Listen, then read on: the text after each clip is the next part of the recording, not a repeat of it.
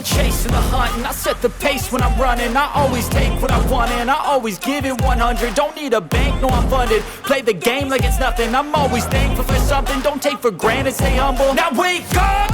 It's time to look at the enemy. Look in the mirror if he is no friend to me. It's not working out, maybe it's the chemistry. It's time to break up so I can make a better me. Better believe it. Se estás à procura de uma forma de ler o mercado que não dependa apenas da sorte ou de tipos das redes sociais, então vieste ao sítio certo. Hoje vamos dissecar um dos padrões mais icónicos e fiáveis da análise técnica, o Cup and Handle, ou a chávena e a asa. Ora, este padrão é um indicador de continuação de tendência de alta. Foi popularizado pelo William J. O'Neill, uma lenda em Wall Street e fundador do Investors Business Daily. A ideia era simples. O preço de uma ação, ou cripto, ou commodity, está a subir, faz uma pausa para respirar e consolidar e depois prepara-se para uma nova explosão. Ou se quisermos usar aqui termos mais técnicos, O'Neill descobriu que quando uma ação testa os máximos anteriores, pode sofrer pressão vendedora por parte dos investidores, causando uma breve tendência de baixa que dura entre 4 dias a 4 semanas antes de se recuperar. Esta é a imagem do padrão a que ele se referia. Ora, como é que este padrão se forma? Aqui não basta ver então o tal formato de U no gráfico. Para ser um Cup and Handle com uma alta probabilidade, tem de respeitar aqui certas regras. O primeiro é a tal Cup ou chávena, formada por um movimento de alta prévio, idealmente de pelo menos 30%. Aqui o formato deve ser em forma de U e não de V. Um V indicaria uma reversão demasiado brusca e instável, já o formato de U mostra uma consolidação saudável, onde os vendedores exaustos são gradualmente substituídos pelos compradores pacientes. Geralmente bases mais longas e em forma de U proporcionam um sinal mais forte. Outro ponto a ter em consideração é a profundidade. Idealmente, a correção da chávena ou da cup deve retrair entre 15% a 30% do movimento anterior. Se esta correção for demasiado profunda, mais de 50%, a estrutura perde força. E depois temos ainda a característica da duração. Isto pode levar entre 7 a 5 semanas a formar-se, assim que muitas vezes exige paciência. Ora, embora não seja necessário que a alça atinja as máximas anteriores, quanto mais distante ela estiver, mais forte deve ser a ruptura. De seguida temos a segunda parte deste padrão, a asa ou, em inglês, the handle. Esta é a parte onde a maioria dos amadores falha. Depois do preço subir até perto dos máximos anteriores, o tal lado direito da chávena, o preço recua ligeiramente. Porquê? Porque é precisamente quando os investidores que compraram no fundo do gráfico realizam lucros e as mãos mais fracas saem do mercado. O formato desta parte do padrão deve ser um derivado de forma descendente ou lateral, nunca ascendente,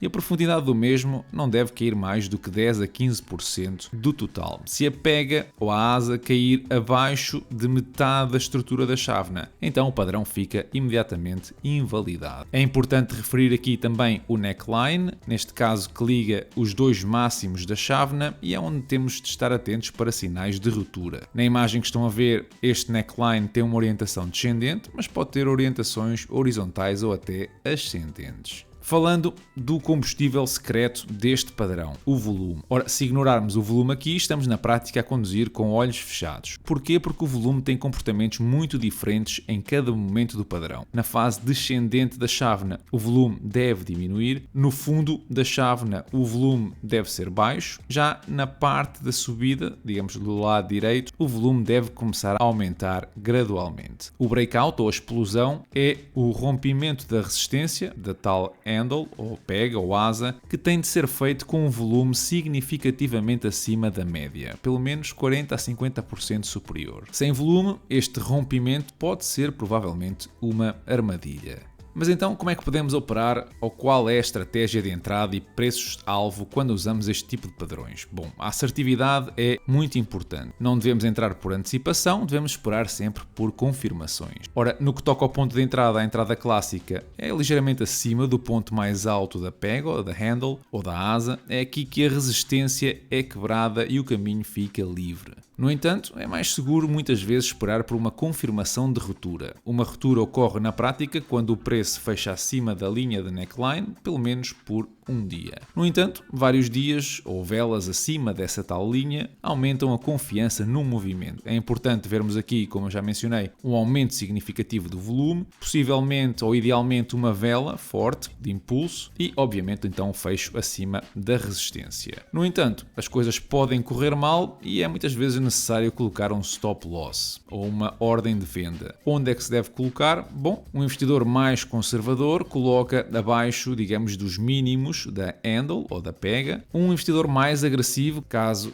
a asa seja muito curta, podes usar a média móvel de 20 períodos como suporte dinâmico. Mais importante ainda é perceber em que momento é que podemos finalizar a trade ou qual é o preço-alvo a que nós estamos a apontar. E aqui a matemática é simples e elegante. O alvo teórico é calculado medindo então a profundidade da chávena em relação ao neckline. Se a chávena tem uma profundidade de 10 euros, esse é precisamente o ponto, ajustado então ao neckline a partir do momento de ruptura, que o preço do ativo deve atingir. Eu sou da opinião que este padrão traz melhores resultados em janelas temporárias maiores, como a diária e a semanal, apesar de também ser possível identificar o mesmo em janelas mais pequenas. Bom, mas dito isto, vamos então passar aqui a ver 2 ou 3 exemplos concretos para colocar então esta teoria em prática. E o primeiro que eu trago é da Hershey's em 2018. Eu relembro que em gráficos semanais ou mensais este padrão não é tão frequente e por isso mesmo quando ocorre tem uma maior probabilidade de sucesso. Dito isto, reparem como não podíamos pedir um exemplo mais completo. O padrão está claramente identificado, o fosso neste caso foi de 26% ou 26 dólares, que uma vez confirmada a ruptura da tal linha do neckline, com um volume superior à média, permitiu um ganho de outros 26 dólares dos 108 aos 134. O segundo é da Microsoft. Aqui já temos um gráfico diário, uma primeira ruptura falsa do tal neckline e depois sim uma subida de igual nível à profundidade da taça ou da cup. Esta trade, por exemplo, teria exigido mais ou menos 5 semanas, desde finais de outubro a inícios de dezembro, para um ganho de 9%.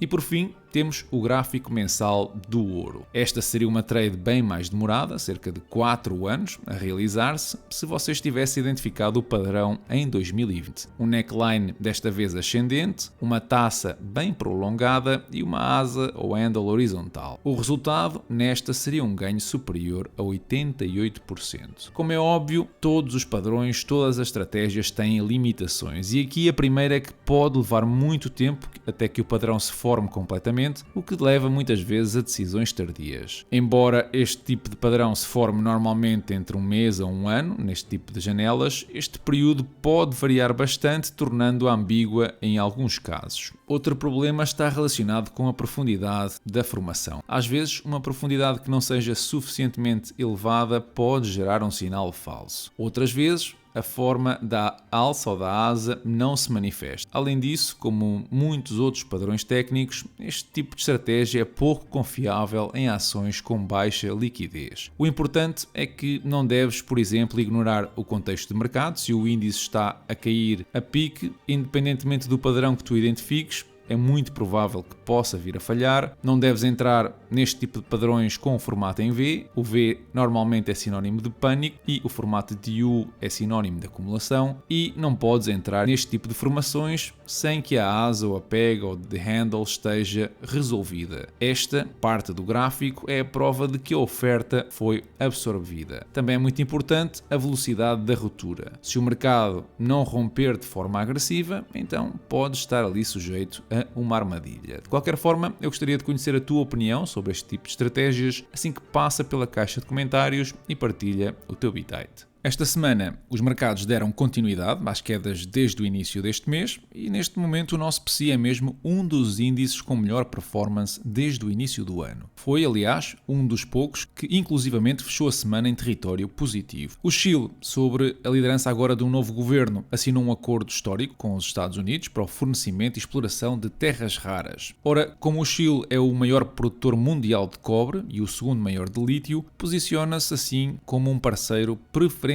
de Washington na corrida pela transição energética e tecnológica. Este movimento é claramente uma ruptura diplomática e económica significativa, uma vez que a China tem sido, até há bem pouco tempo, o principal destino das exportações mineiras chilenas. Este é na prática um checkmate geopolítico na luta pelo controle das tecnologias do futuro. Ao escolher alinhar-se com a administração Trump, o Chile está a enviar um claro sinal de que a neutralidade comercial da América Latina está a chegar ao fim. Para os Estados Unidos, esta é uma vitória estratégica vital para reduzir a dependência asfixiante da China no fornecimento de minerais essenciais para as baterias, para os semicondutores e armamento de defesa. Cuba também admitiu oficialmente o início de negociações com os Estados Unidos após 3 meses de um bloqueio petrolífero asfixiante que deixou a ilha sem reservas de combustível. Com apagões que atingem as 30 horas em algumas regiões e o colapso iminente da rede elétrica, o governo cubano libertou mais de 50 prisioneiros como um gesto de boa vontade, num processo que aliás foi mediado pelo Vaticano. Esta mudança surge num momento crítico. A queda de Nicolás Maduro, na Venezuela, cortou o cordão umbilical da energia que chegava a Cuba, deixando o regime comunista sem o principal aliado, mas mais importante que isso, fornecedor. Agora, o que estamos a testemunhar não é um diálogo diplomático de cortesia, mas sim, na prática, uma capitulação pragmática perante a realidade. A ideologia cubana, que resistiu durante décadas a embargos políticos, está finalmente a vergar-se perante o colapso logístico. Sem o petróleo da Venezuela e sob a pressão máxima dos Estados Unidos, Havana já percebeu que a sobrevivência do regime vai depender da rendição económica. Por falar em Estados Unidos, o Departamento do Comércio por lá confirmou que o PIB americano cresceu 2,1% em 2025. Embora este número revele uma economia que conseguiu evitar a tão temida recessão, representa também uma desaceleração visível face aos anos anteriores. O consumo das famílias, sem surpresa, manteve-se como o pilar da sustentação, mas o impacto prolongado das taxas de juros acabou por travar o investimento de empresas no setor imobiliário, por exemplo, que fecharam o ano com claros sinais de fadiga. Crescer 2,1% num ambiente de juros agressivos é um feito de resistência, não há como negar, mas não é de todo um motivo para celebrar. Estamos perante o que podemos chamar de mediocridade dourada. A economia americana provou ser resiliente, mas os dias de crescimento explosivo, alimentado pelo crédito barato e por estímulos massivos, parece que chegaram ao fim. O grande risco agora é a inércia. Com uma dívida pública em níveis astronómicos, um crescimento de apenas 2% é insuficiente para sustentar a máquina financeira dos Estados Unidos sem gerar mais desequilíbrios. Se o motor do consumo, que é na prática o último reduto do otimismo, começar a falhar devido ao recente aumento do desemprego, os Estados Unidos entram num território perigoso de estagnação. Veremos se os próximos indicadores financeiros confirmam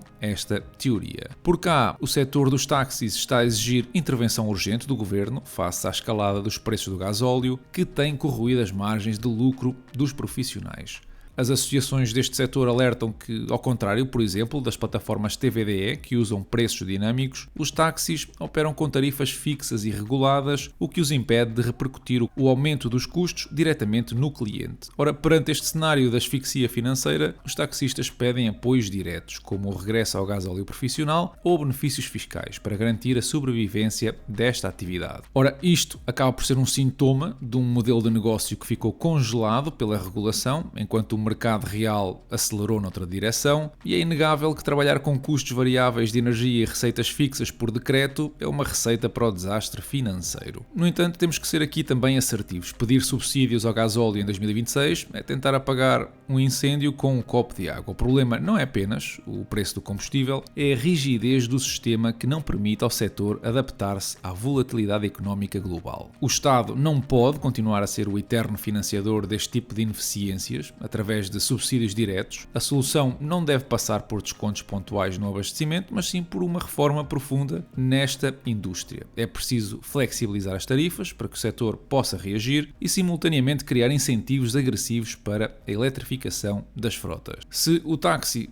vai continuar a depender de subsídios cada vez que o petróleo sobe, então é uma atividade refém da geopolítica. Assim que a verdadeira proteção que nós podemos dar a estes profissionais não é num apoio à subida do custo do gasóleo, mas sim na liberdade de gestão e na transição para uma energia que não dependa de instabilidades no Médio Oriente. No que toca ao portfólio e a dividendos, vimos duas subidas, da General Dynamics e da habitual Realty Income, que subiram dividendos esta semana. Semana essa que também esteve esteve repleta de movimentos. Tivemos um reforço na Arvia, uma posição a sair do portfólio, a Starbucks, e uma a entrar, que foi a Fair Isaac. A Starbucks já tem um episódio aqui no canal que podes consultar, mas parece-me que a empresa ainda não vai conseguir desta lateralização que traz desde 2020. Já tem imensas lojas por todo o mundo e o CEO, que está a implementar um plano de reestruturação, não é bem claro sobre um caminho de crescimento, pelo que eu aproveitei e fechei a minha posição com mais de 35% de lucro. A Arvia e a Fair Isaac, ou FICO, como é conhecida, têm análises exclusivas no Patreon. A primeira é líder mundial na produção de saunas e não tão conhecida do público em geral, e a mim parece-me uma excelente empresa a um preço razoável. Já a Fair Isaac está a sofrer com o anúncio da concorrência por um produto semelhante, cerca de 80% mais barato, em cima do que já são os medos de disrupção que a inteligência artificial trouxe consigo. Mas para leres estas e outras análises ou opções, passa pelo Patreon, experimenta apoiar o canal através da plataforma e verás seguramente que não te arrependes com todos os benefícios que retiras do mesmo. O portfólio esse fechou nos $109 mil, depois de uma sexta-feira onde perdeu perto de 1,5%, e que com isto fez com que caísse para território negativo pela primeira vez este ano. No que toca a dividendos, março trouxe $44 em valor recebido. E é tudo por hoje. Deixa o teu like, segue-me no Insta e no Spotify, onde eu subo conteúdo diferente. Já eu desejo-te uma excelente semana e bons investimentos.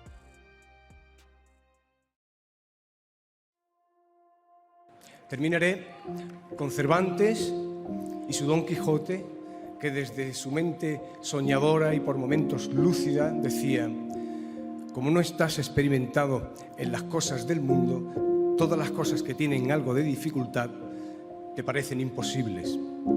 Confía en el tiempo, que suele dar dulces salidas a muchas amargas dificultades. Muchas gracias.